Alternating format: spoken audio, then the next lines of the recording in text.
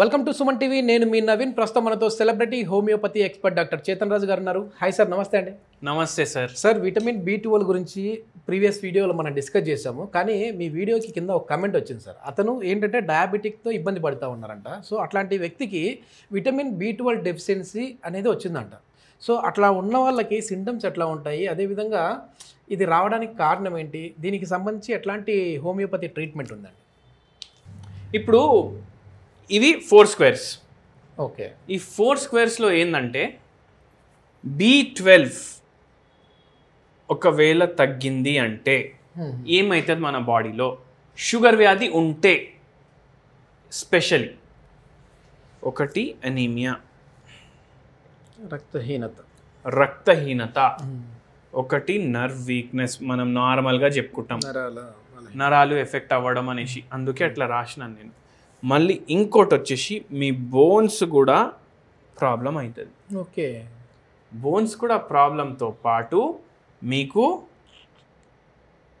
BP పెరగడం, heart effect అవ్వడం, kidneys effect అవ్వడం అండ్ మజిల్స్, బ్రెయిన్,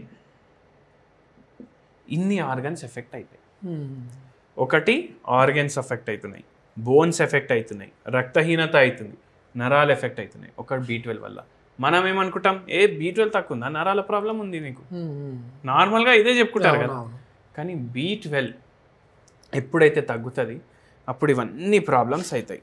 ఓకే. ఇది నార్మల్గా ఉన్న వాళ్ళకేనా సార్, లేదంటే డయాబెటిక్ ఉన్న వాళ్ళకి ఇంకా ఏమైనా? డయాబెటిక్ ఉన్న వాళ్ళకంటే చాలా స్టార్లు గీసుకోవాలి, వాళ్ళకి ఇంకా ఎక్కువ. నార్మల్ ఉంటే కూడా అవుతుంది.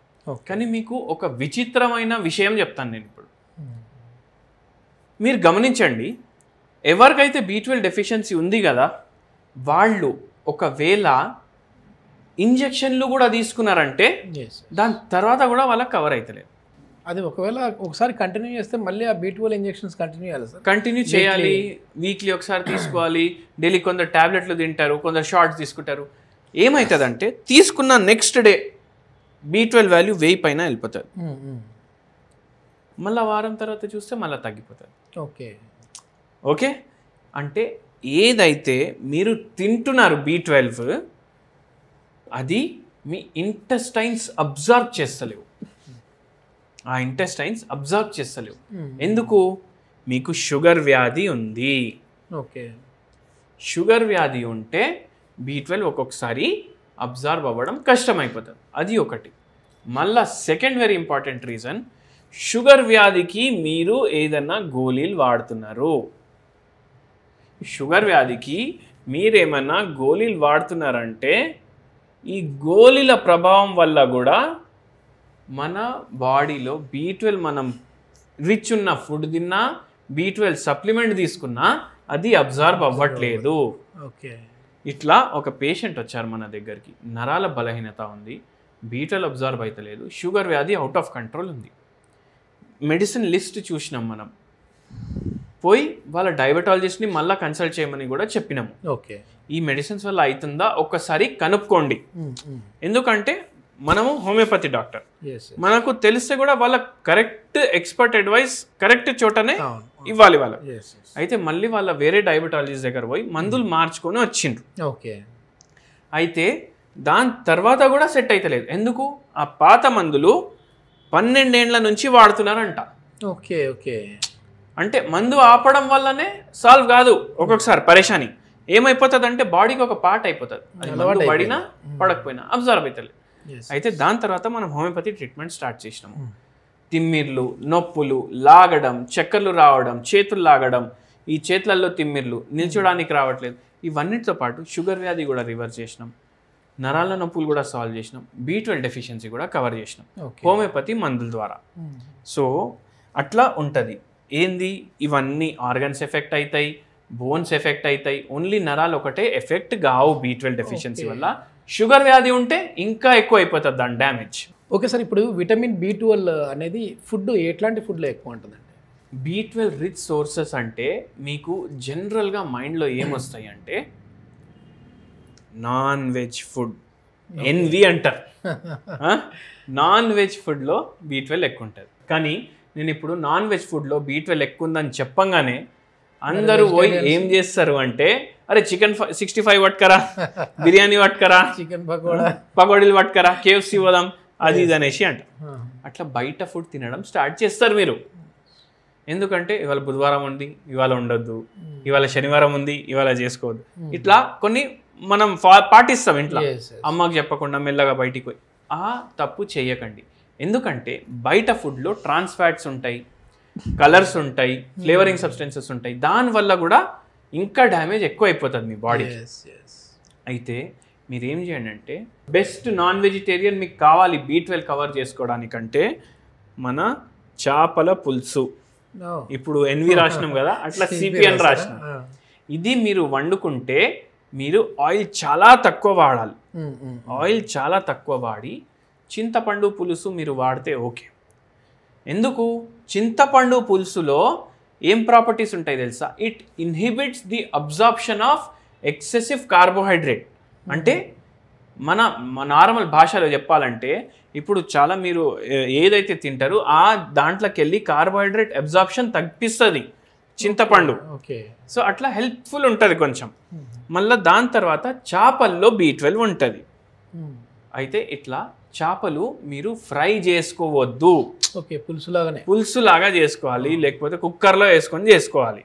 అట్లా చేసుకొని మీరు చేపలు కన్జ్యూమ్ చేయాలి, అప్పుడు మీకు B12 కవర్ అవుతుంది. సరే, నాన్ వెజ్ అయితే చేపలు తినమని చెప్పిండ్రు, మళ్ళీ వెజిటేరియన్స్ వాళ్ళ పరిస్థితి ఏంటిది అనేసి అందరికీ డౌట్ వస్తుంది. PPP పాలు, పెరుగు, పనీర్, ఈ 3 animal sources, vegetarian sources.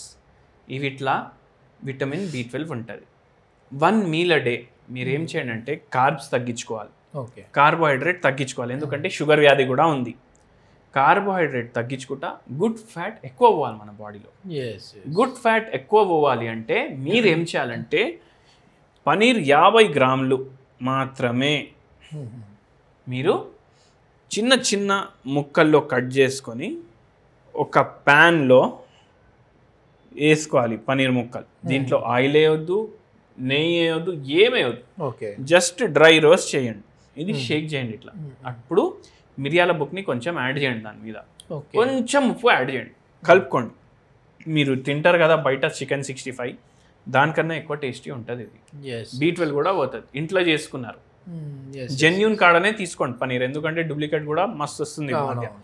Genuine కాడ తీసుకోండి. ఇది ఇట్లా ఒక పూట పెరుగు, ఒక పూట మీరు పాలు తీసుకోవచ్చు.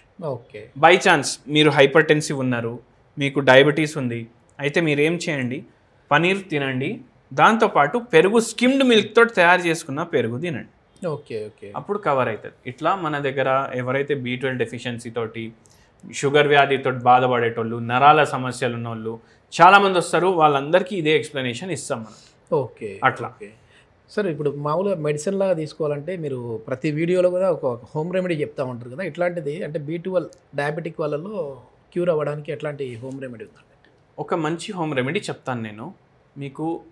B12 డెఫిషియన్సీ వల్ల, షుగర్ వ్యాధి వల్ల మీకు నరాలు లాగుతున్నాయి, మీకు మూత్రంలో ప్రాబ్లమ్స్ ఉన్నాయి, మీకు నిద్ర సరిగా వస్తలేదు, గుండె దడ వస్తుంది, మల్టిపుల్ సిమ్టమ్స్ ఉంటాయి B12 డెఫిషియన్సీ. ఈ B12 డెఫిషియన్సీ కవర్ చేసుకోవడానికి మీకు ఒక మంచి హోమ్ రెమెడీ చెప్తాను నేను. ఆ హోమ్ రెమెడీ పేరేమో మ్యాగ్మ్యూర్. మీరు ఒకటి చూడండి, B12 డెఫిషియన్సీ ఒకవేళ ఉంది అంటే మెగ్నీషియం డెఫిషియన్సీ కూడా ఉంది అనేసి ఇప్పుడు మధ్య అంటున్నారు. సో మ్యాగ్మ్యూర్ ఇది హోమియోపతి మెడిసిన్. ఇది 0/9 పొటెన్సీలో డైలీ 4 చుక్కలు ఇంత కప్పు గోరువెచ్చని నీళ్ళు నింపుకొని మార్నింగ్ ఒకసారి, మధ్యాహ్నం లేదు, మళ్ళీ నైట్ 3 పూటలో దీంట్లో 4 గోళీలు వేసుకొని గోరువెచ్చని నీళ్ళలో డిజాల్వ్ చేసుకొని తాగండి. మార్నింగ్, ఆఫ్టర్నూన్, నైట్ 3 పూటలు. ఆఫ్టర్నూన్ లేదు, మార్నింగ్ అండ్ నైట్ 2 పూటలు మీరు తీసుకోండి. మీకు కొద్దిగా బై ఛాన్స్ ఇప్పుడు 200 ఉంది, ఇది lower level vitamin D B12. At least 350 లేకపోతే 400 ఉంటే జర మంచిగా ఉంటుంది. జర్ర డెఫిషియన్సీనే ఉందంటే ఇది పనిచేస్తుంది. చాలా డెఫిషియన్సీ ఉంది, నరాల డ్యామేజ్ అయినాయి, షుగర్ వ్యాధి ఉంది, దాంతోపాటు నిద్రలేని సమస్య వస్తుంది, ఊపిరి పీల్చుకోవడానికి కూడా కష్టంగా ఉంటుంది మీకు అంటే ఇవన్నీ వాడకండి. హోమియోపతిలో ఇండివిజువలైజ్ ట్రీట్మెంట్ తీసుకోండి, మన దగ్గర మీకు రిలీఫ్ ఉంటుంది. ఇది మొత్తానికి విటమిన్ B12 డెఫిషియన్సీ ఉన్న వాళ్ళకి చాలామంది కూడా చాలామంది సెలబ్రిటీస్ కూడా చేతన్ రాజు గారి దగ్గరికి వస్తూ ఉంటారు. సో అట్లాంటి వాళ్ళకి ఎంతోమందికి ట్రీట్ చేశారు. సో కాంటాక్ట్ నెంబర్ అయితే ప్రొవైడ్ చేస్తూ ఉన్నాం సార్ది. మీరు ఇంకా ఏదైనా పర్సనల్గా మాట్లాడాలన్నా వివరాల కోసం కావాలన్నా సార్ని కాంటాక్ట్ అవ్వచ్చు. థ్యాంక్ యూ అండి.